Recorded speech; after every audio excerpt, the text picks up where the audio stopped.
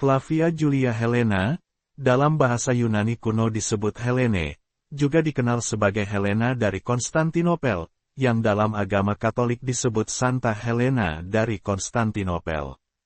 Santa Helena adalah seorang Augusta dari Kekaisaran Romawi, juga ibu dari Kaisar Konstantinus Agung. Augusta adalah gelar kehormatan dari Kekaisaran Romawi, untuk seorang permaisuri anggota keluarga kekaisaran. Helena lahir dari keluarga kelas bawah, secara tradisional di kota Drepanon, Bitinia di Asia Kecil, yang berganti nama menjadi Helenopolis untuk menghormatinya. Meskipun ada beberapa lokasi telah diklaim sebagai tempat kelahiran dan daerah asalnya, Helena menempati peringkat atas sebagai tokoh penting dalam sejarah kekristenan. Pada tahun-tahun terakhirnya, dia melakukan perjalanan keagamaan ke Suriah, Palestina dan Yerusalem, di mana tradisi kuno mengklaim bahwa dialah yang menemukan salib sejati. Gereja Ortodoks Timur, Gereja Katolik Roma, Gereja Ortodoks Oriental, Komuni Anglikan, dan Gereja Lutheran menghormatinya sebagai orang suci. Santa Helen atau yang dikenal sebagai Saint Helena, adalah seorang wanita yang sederhana dari Asia Kecil. Dia menikah, menjadi permaisuri seorang perwira tentara Romawi, yang akan menjadi calon kaisar Romawi masa depan, Constantius Chlorus. Putra mereka Konstantinus lahir pada sekitar tahun 272. Pada tahun 293, Konstantius naik pangkat di jajaran Kekaisaran Romawi. Dia menceraikan Helena, untuk menikahi putri Kaisar Maximianus demi keuntungan politik. Pada tahun 306 Masehi, putra mereka Konstantinus, menjadi Kaisar Romawi menggantikan ayahnya. Helena diberi gelar kekaisaran yakni Augusta, dan diperlakukan seperti bangsawan. Helena masuk Kristen di akhir hidupnya. Setelah putranya melegalkan agama Kristen pada tahun 313 Masehi, dia sangat bersemangat dalam menyebarkan iman Kristen. Helena menggunakan posisi dan pengaruhnya sebagai anggota kerajaan, untuk membangun gereja, untuk penyembahan Tuhan di seluruh kekaisaran. Ketika Helena berusia 80-an, dia membuat keputusan yang akan mengubah hidupnya. Di bawah perintah putranya Konstantinus, dia mengorganisir sebuah kelompok kecil untuk melakukan perjalanan ke Tanah Suci, untuk menemukan salib yang sebenarnya di mana Yesus Anak Allah disalibkan. Dia tahu bahwa peninggalan yang belum ditemukan ini, adalah fondasi dan jantung pemberi kehidupan dari iman Kristen yang inkarnasi. Menurut satu tradisi, Santa Helena pertama kali menerima inspirasi untuk misi suci ini dalam mimpi. Pada saat itu, kuil-kuil dibangun di atas semua tempat kudus dari kehidupan Yesus, yang mencegah orang Kristen beribadah di sana. Meskipun dia menghadapi banyak tantangan dalam pengejaran sucinya, Santa Helen belajar melalui pertanyaan kepada para pemimpin Kristen dan Yahudi setempat, bahwa salib diyakini dikuburkan di bawah tempat di mana kuil Venus berdiri. Helena kemudian membantu gereja dalam menghancurkan kuil, dan digali dengan hati-hati, dan di sana menemukan makam Yesus atau makam suci, 3 salib, papan gelar, dengan prasasti Pilatus, dan paku-paku yang telah menembus tubuh kudus Yesus. Kehidupan awal Santa Helena. Santa Helena diperkirakan lahir pada tahun 248 Masehi, di Drepanum, sebuah kota kecil di tepi Laut Hitam di Bitinia, di Asia Kecil Utara, sekarang disebut Turki. Helena dibesarkan sebagai wanita pedesaan yang berbahasa Yunani. Hanya sedikit pengetahuan tentang kehidupan masa kecilnya. Ketika memasuki usia dewasa, Helena bekerja di sebuah penginapan atau pos kandang, di salah satu jalan utama kekaisaran. Catatan awal hidupnya menyebutnya sebagai stabularia atau sebagai pelayan bar, dan rumah penginapan. Dia menjadi pekerja yang menyajikan makanan dan minuman keras kepada para pendatang, serta merawat kuda-kuda mereka, dan melakukan tugas-tugas rumah tangga lainnya di penginapan tersebut. Tempat-tempat ini, menurut catatan zaman kuno, dipenuhi dengan orang-orang kasar, perampok, pembunuh, amoralitas dan kata-kata kotor. Di tempat seperti itulah Santa Helena menghabiskan masa mudanya. Ketika Santa Helena berusia sekitar 27 tahun, seorang perwira muda Romawi dalam perjalanannya untuk berperang dengan Zenobia, Ratu Palmyra, melintasi Bitinia, dan berhenti di penginapan itu, lalu bertemu Helena. Mereka jatuh cinta, perwira yang bernama Constantius Chlorus menikahinya. Seorang prajurit pada saat ini hanya dapat melakukan semi pernikahan, yaitu, dia bisa hidup cukup terhormat dengan satu pasangan, tetapi harus mencerainya jika dia ingin menikah lagi dengan wanita lain. Bagaimanapun jenis hubungan pernikahan ini, Helena sekarang ikut bersama Chlorus, meskipun dalam misi militer sekalipun. Pada tahun 284, Helena melahirkan seorang putra, yang diberi nama Konstantinus. Helena cukup bahagia hingga saat ini, hingga perkawinannya berakhir, seperti yang didikte oleh kehendak kekaisaran kemudian. Chlorus suaminya adalah seorang prajurit yang brilian, yang telah banyak meraih kemenangan besar, terutama terhadap Jerman dan Inggris. Kaisar Diocletianus, yang merupakan kaisar Romawi pada saat itu, menjadikan Chlorus sebagai gubernur di Prancis Utara. Pada masa itu Kristen masih merupakan sekte terlarang, meskipun penganutnya bertambah besar jumlahnya, tapi hidup mereka masih berada di bawah penindasan. Sejarah mengatakan bahwa, Chlorus di daerahnya menerapkan dekrit terhadap orang-orang Kristen, dengan sangat lunak. Bahkan jika setiap kali, ada yang menyuruh anggota stafnya untuk murtad, ia akan menghalanginya, dengan sengaja mengatakan, bagaimana mungkin seseorang mengharapkan kesetiaan dari orang, yang telah mengkhianati Allahnya. Pada tahun 286, Kaisar Diocletianus mulai melihat bahwa hamparan kekaisaran yang sangat luas, terlalu besar untuk diawasi oleh satu orang saja, oleh karena itu ia memilih seorang koleganya, Maximian Hercules, untuk bertindak sebagai co-Augustus, atau co-kaisar. Bahkan ini pun terbukti, belum bisa memenuhi harapannya. Pada tahun 293, Kaisar mengangkat dua orang, co-kaisar, yaitu Galerius, dan yang lainnya adalah Chlorus, suami Helena. Chlorus kemudian didelegasikan untuk memerintah Spanyol, Galia atau Prancis, dan Inggris. Untuk mempererat ikatan kelompok ini, Chlorus diperintahkan untuk menikahi Theodora, putri ko-emperor, Maximian Hercules. Kemudian Chlorus pun menikahi Theodora, sebagai alat memuluskan karir politiknya. Dia lalu menceraikan Helena, dan mengeluarkannya dari lingkungan istana. Tragedi perkawinan ini terjadi saat Helena berusia sekitar 45 tahun, selanjutnya dia tinggal di pengasingan hingga selama 20 tahun berikutnya, kemungkinan besar, dia tinggal di Trier, sekarang disebut Treves. Selama periode ini, dia hampir tidak melihat apapun tentang putranya, Konstantinus.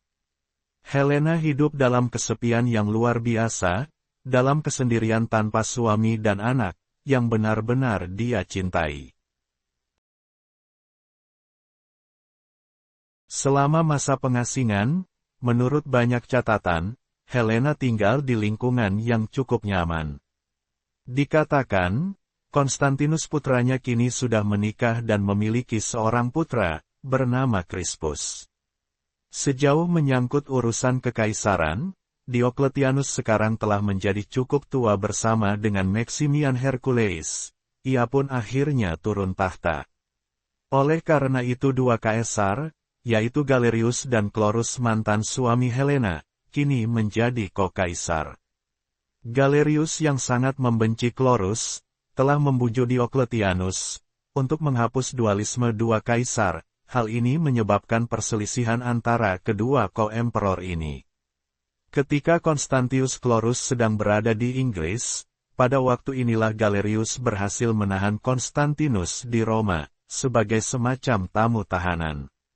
Namun pada akhirnya Konstantinus berhasil melarikan diri ke Inggris, di mana ia bisa hadir di ranjang kematian ayahnya di York, pada tahun 306. Setelah kematian Chlorus, pasukan Romawi langsung memproklamirkan Konstantinus sebagai kaisar.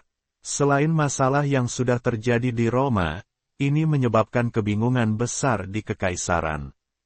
Kini muncul 6 orang yang mengaku diri mereka kaisar. Salah satunya Maxentius, dia memberikan putrinya Fausta sebagai istri untuk Konstantinus, sehingga Konstantinus menceraikan dan menyingkirkan istri dan putranya. Dari pengasingan Helena, melihat sejarah dirinya sendiri terulang pada mantunya, ia berusaha menanamkan kasih sayang yang lebih kuat untuk cucunya. Konstantinus memutuskan untuk merapatkan barisan bersiap menaklukkan Roma, namun dia menjadi ragu. Dia berkonsultasi dengan pemuka agama Romawi, tetapi jawaban mereka yang jelas ambigu. Kemudian, pada suatu malam Konstantinus bermimpi, bahwa jika dia memikul salib Tuhannya orang Kristen sebagai standarnya, dia akan menaklukkan Roma. Ini dilakukannya, seperti yang dibuktikan oleh sejarah, dia benar-benar menaklukkan Roma, menjadi satu-satunya penguasa kekaisaran Romawi. Meskipun catatannya agak membingungkan, tapi bisa dipastikan bahwa Konstantinus percaya bahwa Tuhan Kristenlah yang telah memberikannya kemenangan.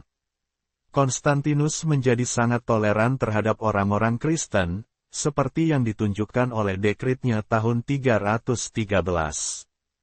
Tetapi dia sendiri, sama sekali bukanlah seorang Kristen yang taat, dia juga diperkirakan belum dibaptis hingga akhir hayatnya.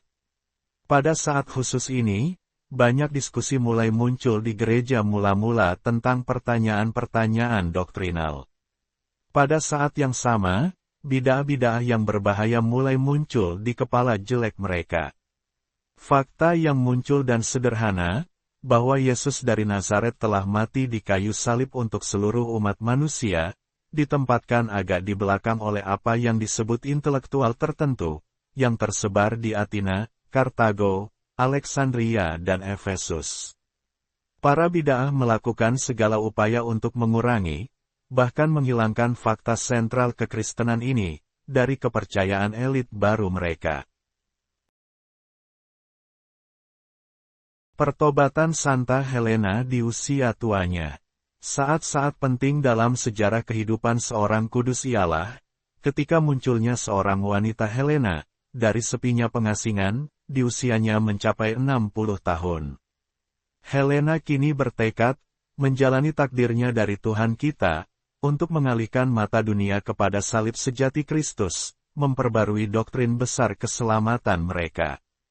Ketika Kekaisaran Romawi, Konstantinus memanggil semua kerabatnya ke Roma, termasuk Helena ibunya, yang saat itu berusia sekitar 65 tahun. Konstantinus memproklamirkan gelar Augusta, atau Janda Permaisuri, sebagai gelar kehormatan yang tinggi kepada Helena ibunya. Dalam catatan kehidupan Helena yang dianalisa banyak penulis, bahwa dia memasuki hidup kekristenan, diperkirakan ada dua kemungkinan. Kemungkinan pertama, ada beberapa penulis menyatakan, bahwa Konstantinuslah yang mendesak ibunya untuk memeluk kekristenan. Tapi pendapat ini diragukan kebenarannya, karena Konstantinus sendiri diragukan kekristenannya, apakah dia benar-benar sudah dibaptis. Kemungkinan kedua, pendapat dari salah satu penulis lainnya, yang bernama Evelyn menyatakan bahwa, Helena menjadi seorang Kristen, adalah keputusannya sendiri ketika dia masih di Trier, mungkin atas bimbingan Lactantius, pembimbing cucunya. Selama 15 tahun berikutnya, Santa Helena yang telah kehilangan kebahagiaannya, kini di usia 65 tahun, dia masuk dan menjalani kehidupan Kristennya, dengan penuh semangat dan ketaatan. Santa Helena melampaui masa-masa sulitnya, kini kepulangannya yang penuh kemenangan, sebagai janda permaisuri Kekaisaran Romawi yang agung. Kehidupan yang luar biasa di usia 65 tahun di senja kehidupannya di bumi, ia memeluk kekristenan, dan memulai karir yang paling mengejutkan dan aktif untuk gereja. Dia mengambil keuntungan dari statusnya sebagai Augusta dan didukung penuh oleh putranya, menggunakan perbendaharaan kekaisaran, untuk membantu orang-orang miskin. Meskipun menjalani hidup sederhana, tapi dia selalu mengundang untuk makan di istananya, bagi para wanita muda yang ditahbiskan kepada Tuhan dengan sumpah kesucian.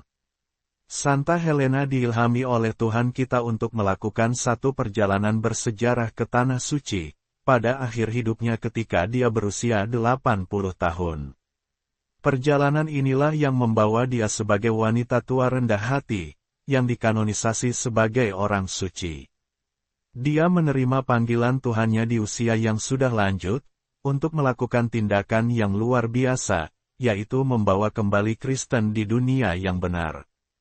Dia datang pada waktu khusus ini, di mana kondisi tempat-tempat kudus telah dirusak, diabaikan dan hampir dilupakan.